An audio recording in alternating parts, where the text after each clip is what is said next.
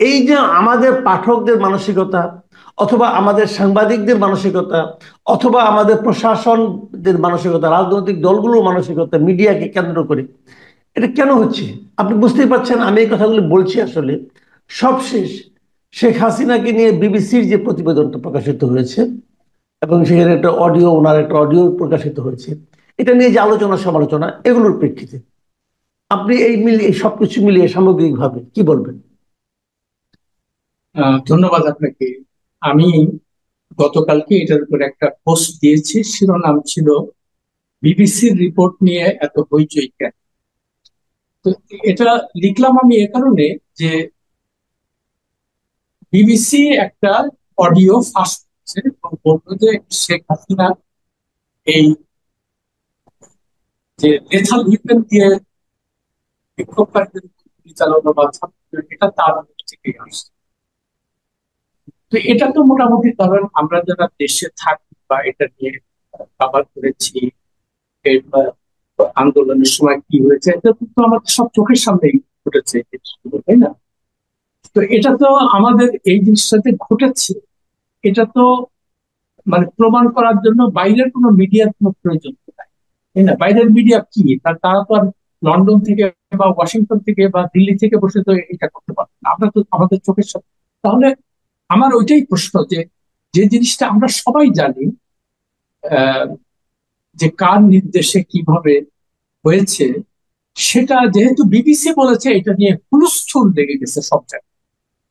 Even প্রধান উপদেষ্টার দপ্তর থেকেও বারবার করে বলা হচ্ছে যে দেখো, একটা জিনিস বের হয়েছে এইবার, এইবার আর রেহাই নেই। কেমন? তো তখন আমার খালি বারবার মনে হয় যে আচ্ছা, এই যে বিদেশি সংবাদ মাধ্যমের উপর বা বিদেশিরা বিদেশিরা যা বলে সেটা হলো কোরআন শরীফের বাক্য, কোরআন শরীফের বাণী। এর মানে এটার থেকে আমরা আর বের হতে পারছি না। কেন পারছি না? আমি বলি, আমি এটা নিয়ে অনেক চিন্তা ভাবনা করি যে এর থেকে বের হতে কেন পারি না। তো আমার যেটা মনে হয় যে ওই যে আমাদের যে উপনিবেশ শাসকরা যে শাসক করেছে, মানে সাদা চামড়া আলাদা, কেমন আমাদেরকে শোষণ করেছে। আমাদের জীবনের সবার মূল লক্ষ্য ছিল যে আর মানে বিদেশি হইলে তাদের কাছে অনেক অর্থ থাকবে, তারা ক্ষমতাবান, এবং তাদের কাছাকাছি যেতে পারলে আমার একটা আখের গোছানো যাবে। তো ফলে আমি আমি নিজের কথা বলি, আমি যখন সাংবাদিকতা শুরু করলাম, পয়সা কম, বেতনও কম, সাপ্তাহিক নির্দেশন পত্রিকা দিয়ে, সে আজকে থেকে 45 বছর আগে। যাই হোক, তো আমি চিন্তা করলাম যে এইভাবে তো আচ্ছা দেখি একটা বিদেশি পত্র পত্রিকায় মাধ্যমে কাজ করা যায় কিনা। এই যে খুব লম্বা ইয়ে করবো না, তো সাংবাদিকতায় ঢোকার মানে কিছুদিনের মধ্যে 1985 সালে আমি নিউ ইয়র্ক টাইমস এর বাংলাদেশ প্রতিনিধি হিসেবে নিয়োগ পেলাম। কিভাবে পেলাম এটা আরেকদিন বলবো, সেটা মানে এখানে প্রাসঙ্গিক না। তো যা হোক, এরপর থেকে মানে নিউ ইয়র্ক টাইমস যেহেতু একটা সারা পৃথিবী ব্যাপী খুব নাম করা পত্রিকা, তো আমার খুব গুরুত্ব বেড়ে গেল দেশের, বুঝলেন? সবাই আমাকে মনে করতে লাগলো যে আমি খুবই শিক্ষিত লোক এবং খুবই একটা যোগ্য ব্যক্তি, আসলে কিছুই না। যেহেতু আমি নিউ ইয়র্ক টাইমস কে রিপ্রেজেন্ট করি, সেই জন্য আমার মানে রাতারাতি আমার সাংঘাতিক ভাবে মর্যাদা বলেন, পরিচিতি, এবং সবচেয়ে বড় কথা, যারা শাসক গোষ্ঠী সেই সময় জেনারেল এরশাদের পিয়ার, তারা আমাকে খুব খাতির যত্ন করতো।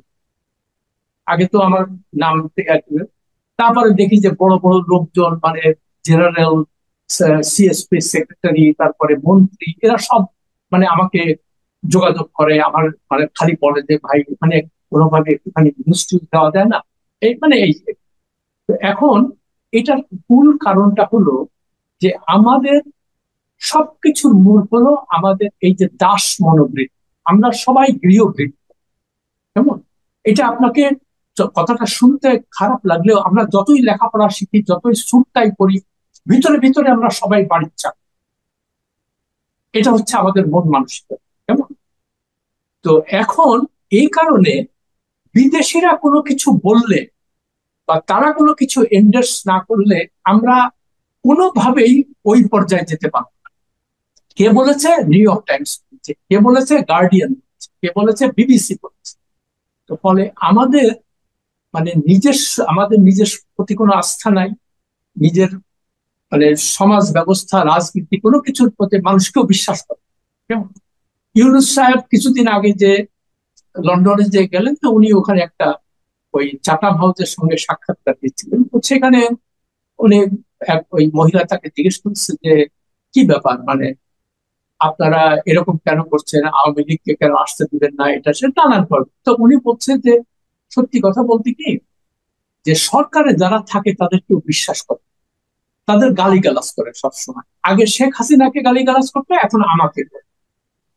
এখন এটা ইউনূস সাহেবের নিজের মুখের কথা।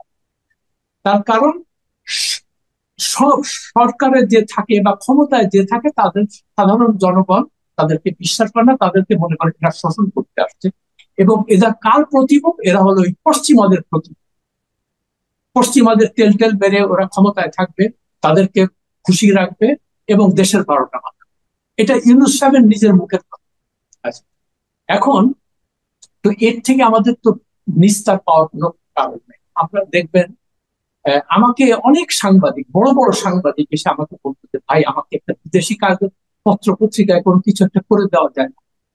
মানে সারাক্ষণ আমি এই ধরনের রিকোয়েস্ট পেতাম। তো আমি বললাম যে দেখেন, খুব পোলাইটলি বলতাম যে এটার জন্য তো মানে প্রথম কথা হলো ইংরেজি মানে ভালো জানতে হবে, ইংরেজিতে লেখা দিয়ে করতে হবে।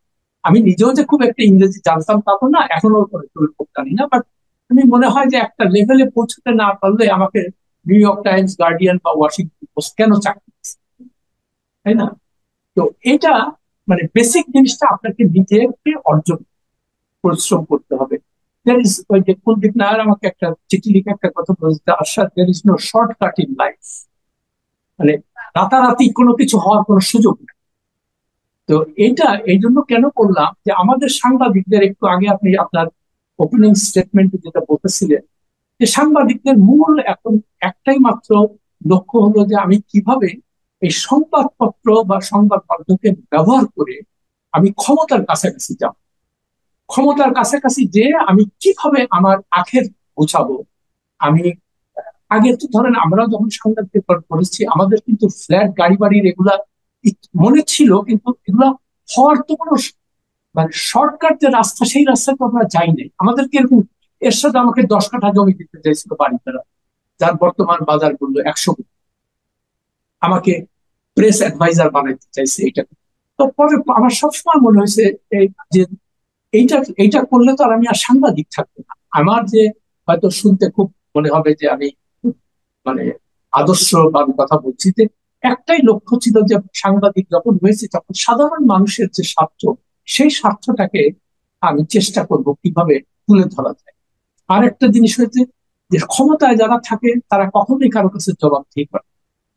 তারা মনে করে যে এটা আমার বাপের সম্পত্তি, নাহলে আমার স্বামীর সম্পত্তি, নাহলে আমার নিজের সম্পত্তি।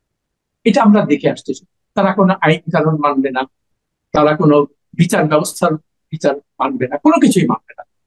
তো ফলে সাংবাদিকদের ভূমিকা কিন্তু অত্যন্ত গুরুত্বপূর্ণ এইসব জায়গায়, যে তাদের এই ক্ষমতাবানদের সবসময় প্রশ্ন করতে হবে। প্রশ্ন করাই সাংবাদিকের সবচেয়ে বড় কাজ, যে আপনি এটা কেন করেছেন, আপনি কি এটা করতে পারেন। তো এই প্রশ্নের যখন সম্মুখীন তারা হয়, তখন যেমন আমি আমি শেখ হাসিনার আমলে 22 বছর ব্ল্যাক লিস্টেড ছিলাম। হোসেন মোহাম্মদ এরশাদ আমাকে জেলে দিতে চায়, ডিজিএফআই দিয়ে 2বার ইন্টারোগেশন করলো, তারপরে আমার সম্পত্তির হিসাব নেয়, খোঁজ খবর, এই ডিবির লোক পাঠায়, ইনকাম ট্যাক্সের লোক পাঠায়। তো ভাই আমরা তো ভাই সাধারণ জীবনযাপন করি, আমাদেরকে একটু খুঁজে বেড়ান। তো খুঁজে টুজে কোনো কিছু পায় না, তখন চিন্তা করা যে এটা কিভাবে মানে সাহায্য করা যায়। এই তখন বলে যে আসলে আমার এখানে চাকরি নেন। তো যখনই আমি সরকারি চাকরিতে ঢুকলাম, তখন তো আমি সাংবাদিক থাকলাম না। আমি যে উদ্দেশ্য নিয়ে সাংবাদিকতা এসেছিলাম, যে আমি সাধারণ মানুষের কথা স্বার্থকে সমুন্নত রাখার চেষ্টা করব এবং এই ক্ষমতাবাদের প্রশ্ন করব। এখন আপনি যদি একটা ফ্ল্যাট বা গাড়ি নেন বা কোনো চাকরি নেন, আপনার কি সেই সাহস আর থাকবে এদেরকে এই প্রশ্ন করার জন্য? এটা কি সম্ভব তার পক্ষে? তো এই সবসময় দেখেছি, হয় বিএনপি পন্থী সাংবাদিক, তাদের এরশাদ পন্থী সাংবাদিক, আর হাসিনার আমলে যে সমস্ত প্রশ্ন টশ্ন প্রেস কনফারেন্সে যেত, এটা তো একটা মানে এটা কি বলবো, এটা তো মানে সেখানে হইলো তৈলমর্দন ছাড়া, মানে দেবী বন্দনা ছাড়া অন্য কোনো প্রশ্ন নেই। যে একজনে বলল, তাকে নিয়ে গেছে সঙ্গে করে, সে বলল, মাননীয় প্রধানমন্ত্রী, আপনার কাছে আমি সারা জীবনের জন্য কৃতজ্ঞ। কেন কৃতজ্ঞ? আপনি আমাকে সঙ্গে করে নিয়ে গেছেন। আরে ভাই, তুমি ওখানে সঙ্গে গেছো, তুমি এসে ওখানে কি হয়েছে রিপোর্ট করো, এটা তো তোমার কাজ। সে তা করবে, বুঝলেন, ওই বন্দনা করবে। তো যাই হোক, যে কথাটা বলছিলাম যে, হ্যাঁ, আমি আমি আমি আপনাকে একটু থামাচ্ছি বন্ধু। আমি বড় ওইটাই জানতে চাচ্ছি, আপনার এই ভূমিকাটুকু, এটাই যে কথা আপনি বললেন সাংবাদিকদের কি করা উচিত, আমরা কি করছি, এটা আমার দর্শকরা, আমার ধারণা তারা খুবই গুরুত্বপূর্ণ মনে করবেন। কিন্তু আমি এই যে প্রশ্নটা আপনাকে একটু করতেই চাই, সেটা হলো যে বিবিসির যে রিপোর্টটা আমাদের এখানে আলটিমেটলি প্রচারিত হয়েছে, যেভাবে হোক, আমাদের এখানকার লোকজনের সাহায্য নিয়েই হোক, এর মধ্যে দেখলাম ট্রাইব্যুনালের যিনি চিফ প্রসিকিউটর তিনি বললেন যে ওই অডিওটা নাকি ওনারাই সাপ্লাই দিয়েছেন। যেভাবেই হোক আমি জানি না, কিন্তু এই রিপোর্টটা সব মিলিয়ে রিপোর্ট হিসেবে আপনার কাছে কেমন মনে হচ্ছে? না, আমার কাছে কিছুই মনে হয় না। এটা জাস্ট যেহেতু বিবিসি বলেছে, এটাই হলো গুরুত্ব। তো বিবিসি আচ্ছা। তো খোদা তালা, মানে পশ্চিমা মিডিয়া মানে হলো আল্লাহ, বুঝছেন না? অথচ তারা যে কত রকম, মানে অনৈতিক কাজ করে, যেটা কল্পনা, আজ গতকালকে আমি যে পোস্টটা দিয়েছিলাম জি। সেটাকে একটা লিঙ্ক দিয়েছি, যে বিবিসি ধোয়া তুলসী পাতাটা। এবং আমাদেরই এক জুনিয়র কলিগ, সে, তার নাম হলো আহসান বেবি, সে একটা লিস্ট দিয়েছে যে বিবিসি গত 10 বছরে কি কি ব্লান্ডার করছে সেটা। আচ্ছা। আচ্ছা, এটা আপনারা কাইন্ডলি একটু যদি পারেন আমার ইয়েতে কাইন্ডলি দেখে নিন। এটা খুব উল্লেখ, মানে গুরুত্বপূর্ণ একটা পোস্ট, যে বিবিসি তে ধোয়া তুলসী পাতা না। তারপরে এখন দেখেন, এই যে গাজাতে যে মানে গণহত্যা চলছে, তারপরে ইউক্রেনের যুদ্ধ, ইরানের আক্রমণ, এখানে পশ্চিমা মিডিয়া কি রোলটা প্লে করছে আমরা দেখতে পাচ্ছি, তাই না? রাইট। এখন এই পশ্চিমা মিডিয়া কয়দিন আগে ওই জাতিসংঘের একজন কর্মকর্তা, এক মহিলা, নামটা ভুলে গেলাম, সে একটা জাতিসংঘে একটা রিপোর্ট দিয়েছে, মানে ইসরায়েলের সমালোচনা করে বোধ হয়। ইসরায়েলের সমালোচনা করে, এবং জি। সঙ্গে সঙ্গে আমেরিকা তাকে স্যাংশন দিয়েছে, বুঝলেন? জি। অথচ এটা নিয়ে তো যদি পশ্চিমা মিডিয়া সত্যিকার অর্থে একটা নিউট্রাল রোল প্লে করতো বা ইম্পার্শিয়াল হতো, তাহলে তো সঙ্গে সঙ্গে আমেরিকান অ্যাডমিনিস্ট্রেশনের উপর ঝাঁপায় করতো, যেটা তুমি কি করছো। কিন্তু কোথাও কি দেখেছেন সেটা? ওই একটা মুখের কথা, হ্যাঁ এরকম একটা করেছে, আরে বাবা কেন করেছে, এটা তো এই জবাবদিহিতা আদায় করতে হবে তো। অতএব পশ্চিমা মিডিয়া বলেন, দেখেন আমি তাদের সঙ্গে 25 বছর, একটা দুটা 25 বছর তাদের সঙ্গে আমি কাজ করছি। নিউ ইয়র্ক টাইমস বলেন, ওয়াশিংটন পোস্ট বলেন, গার্ডিয়ান বলেন, বিবিসি আমাকে ওয়ার্ল্ড সার্ভিস কতবার ইন্টারভিউ করেছে, সিএনএন আমাকে ইন্টারভিউ করেছে। তো তাদের প্রশ্নের, যখন প্রশ্নরা করে বা তারা যখন বিয়ে করে, তখন তাদের একটা তাদের যে ইন্টারেস্টটা ওইটা মাথায় থাকে। তো তো ওইটা নিয়ে যখন ওইটার বিরুদ্ধে আপনি কথা বলবেন বা ওইটাকে কাউন্টার করার চেষ্টা করবেন, আমাকে বলেছে, ও Ashraf, you are not a team player. মানে তুমি আমাদের মতো কথা বলো। ভাই, আমাদের মতো কথা বলতে কেন বলবো আমি? আমাকে তো সত্য জিনিসটা উদ্ঘাটন করার চেষ্টা করতে হবে এবং প্রশ্ন করতে হবে। আমি তো সেই চেষ্টাই করছি। ও আশরাফ, আমাকে আমার নিউ ইয়র্ক টাইমস এর কলিগ বলছে যে, আশরাফ, আমাদের এই অ্যাডভার্টাইজমেন্ট কারা দেয়, কি করে, এগুলো তো বুঝতে হবে। বিবিসি চলে কিভাবে, ওয়াশিংটন পোস্ট কিভাবে চলে? তো তারা, এগুলো হলো পুঁজিবাদী বিশ্ব এবং পুঁজিবাদীদের ক্ষমতা অক্ষুণ্ণ রাখার এজেন্ডা হলো এই মিডিয়াগুলোকে সেই জন্য সৃষ্টি করা হয়েছে। এই জন্য তা কিছু আমাদের বলতেছি। মিডিয়া, আমাদের মিডিয়া সেই পর্যায়ে মানে মোটামুটি একটা পর্যায়ে পর্যন্ত যেতে পারছে না কেন? এটা কি আমাদের সাংবাদিকদের ব্যক্তিগত মানসিকতার কারণে, নাকি আমাদের টোটাল যে এনভায়রনমেন্ট ক্রিয়েট করা হয়েছে সোসাইটিতে না, এটা সেটার কারণে? সম্পূর্ণ, হ্যাঁ, না, এটা এটা পুরো এনভায়রনমেন্টই ওইরকম। প্রথম কথা হলো, এখানেও যারা মিডিয়ার মালিক, তারা তো দেশের মঙ্গল চায় না। তারা চায় নিজের অবৈধ যত আয় রোজগার, এটা বসুন্ধরা চিন্তা করে, কেমন? তো জি। এরা এরা মিডিয়া, মানে television, radio, sorry, television, news paper, এগুলো কেন করবে? অনলাইন কেন কেন করবে? ওই যে জোর জবরদস্তি করে মানুষ খুন করে জমি দখল করেছে, অর্থ পাচার করেছে, মেয়েদেরকে ধর্ষণ করে তার ছেলেরা রেগুলার। গতকালকেও একটা দেখলাম, একটা মেয়ে কান্না কাঁদতেছে যে, আমাকে এসে প্রেগনেন্ট করেছে, এখন আমাকে চুল ধরে বাড়ির থেকে বের করেছে। আমার এই মেয়েগুলোর প্রতিও আমার একটা, তোমরা কি জানো না যে এরা কালো, তোমরা যাও কেন তার কাছে? এটাও তো এই প্রশ্নটা করতে হবে, তাই না? জি। তারপরে একটা মেয়েকে খুন হয়েছে যে মুনিয়া নাম, কই তারা তো কিছু, এখন মিডিয়াগুলো দেখবেন বসুন্ধরার মালিকানাধীন মিডিয়াগুলো এগুলো নিয়ে কোনো কিছু রিপোর্ট কেন করবে না? বিকজ তাহলে তার মানে হালুয়া রুটি বন্ধ হয়ে যাবে। আচ্ছা, একটা জিনিস আপনাকে আমি বলি, আপনি নিশ্চয়ই খেয়াল করেছেন গত কয়েকদিন আগে এই বসুন্ধরা মিডিয়া নিয়ে, বসুন্ধরা গ্রুপের ব্যাপারে একজন এনসিপি একজন তরুণ নেতা হাসনাত আব্দুল্লাহ বেশ উচ্চ কণ্ঠ হয়ে যাচ্ছে হঠাৎ করে, এবং তার সঙ্গে সঙ্গে তার যারা সহযোগী আছেন এনসিপি লিডাররা, তারাও বেশ মানে উচ্চ কণ্ঠ। তো এটা কি স্বার্থের দ্বন্দ্বের কারণে, নাকি মানে আসলেই তারা বলতে যাচ্ছে কিছু একটা, যে না এই মিডিয়াগুলো ঠিক ভূমিকা পালন করছে না? আবার অনেকে বলছে যদি আপনি বলবেনই তাহলে 11 মাস পরে এসে কেন? এর মধ্যে তো ওদের সঙ্গে আপনাদের একটা দহরম মহরম ছিল। তো এটা কেমন? এই না, এটা তো আপনি তো বলেই দিলেন ব্যাপারটা। প্রথম কথা হলো, আজকে ঠিক সম্ভবত আপনার অনুষ্ঠানে আমি বলেছি এবং আমি লিখেছি যে বেশ কিছুদিন আগে, ধরেন 5-6 মাস আগে বা তারও আগে, দেখলাম যে আমি লিখেছিলাম যে বসুন্ধরার মালিকরা গ্রেপ্তার হয় না কেন, তাদের বিরুদ্ধে তো মামলা আছে। তো তখন জানা গেল যে এই এই ছাত্র নেতারা মানে তরুণ তুর্কিরা, জি। তারা নতুন দল করতে হবে, এই দলটা কিন্তু ইউনূস সাহেবের দল, এটা মনে মাথায় রাখতে হবে। এটা কিন্তু ছাত্রদের দল না, উনি নামাইছেন মাঠে, কেমন? তো এখন তারা বললো যে আমাদের তো দল চালাইতে গেলে টাকা লাগে, জি। তো টাকা আমরা কোথায় পাবো? আচ্ছা, তখন তখন ওরা ওই প্রাডো গাড়ি, পাজেরো গাড়ি এসব ঘোরাঘুরি, তখন আমরা এই প্রশ্নগুলো তুলতে থাকতাম। বললো যে আমাদের বড় ভাইরা আছে। বড় ভাইরা কারা? আমাদের ডোনাররা আছে, তাদের নাম বলা। তো কোন জায়গায় একটা ফেসবুক পোস্টে দেখেছিলাম কোথাও যে তারা বসুন্ধরার কাছ থেকে 1500 কোটি টাকা দিচ্ছে, এবং এই ডিলটা হচ্ছে দুবাই। এটা শোনা কথা, মানে, কিন্তু আজ পর্যন্ত এটা নিয়ে সরকার থেকে বা এনসিপি থেকে তো কোনো রিজয়েন্ডার দেখলাম না। তারা তো বলবে যে না, কথাটা মিথ্যা কথা, কথা তো বলতে হবে। আর যদি আপনি এটাকে কাউন্টার না করেন, যদি মিথ্যা কথা যদি বলেন, যে চুপ থাকেন, তাহলে তো সাধারণ মানুষের মনে এই বিশ্বাস থাকবেই যে হ্যাঁ তারা এটা করেছে। আর আপনি যে মূল প্রশ্নটা, যে বাংলাদেশের মিডিয়া কেন আমাদের নিজের উপর কেন আমরা ডেভেলপ করতে পারছি না, তখন মিডিয়ার মালিক কারা এটা তো আপনাকে দেখতে হবে। এ তো দুর্বৃত্তরা, কেমন? তো সেই জিনিসটা যদি, তারা কি চায়, তারা তাদের নিজের স্বার্থ উদ্ধার।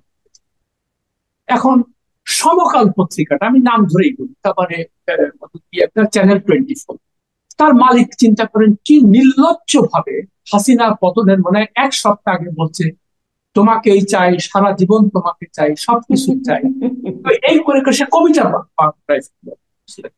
তো তার কোনো কিছু হয়েছে। এবং ওই মিডিয়া গুলো যদি এটা নিয়ে প্রশ্ন করে, তখন বলবে যাও তোমরা তোমাদের কারো চাকরি। তো আমাদের একটা, আপনাকেও বলি মাসুদ, মানে সত্যিকার অর্থে এই দেশের যারা মিডিয়ার, আর মিডিয়া যদি নিরপেক্ষ না হয়, স্বাধীন না হয়, সেই দেশে গণতন্ত্র বলেন, আইনের শাসন বলেন, বিচার বিভাগের স্বাধীনতা বলেন, কোনো কিছুই আসবে না। তার কারণ প্রশ্ন করার তো কেউ নাই, জবাব দিতে আদায় করার তো কেউ নাই।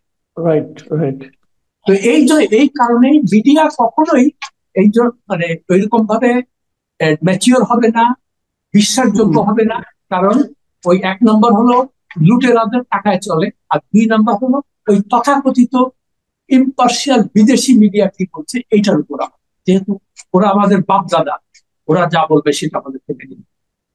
জি। কিন্তু ওদের কথা প্রশ্ন করার সময় আসছে যে তুমি কোন নৈতিক অধিকারে তুমি আমাদেরকে জ্ঞান দিতে আসছো।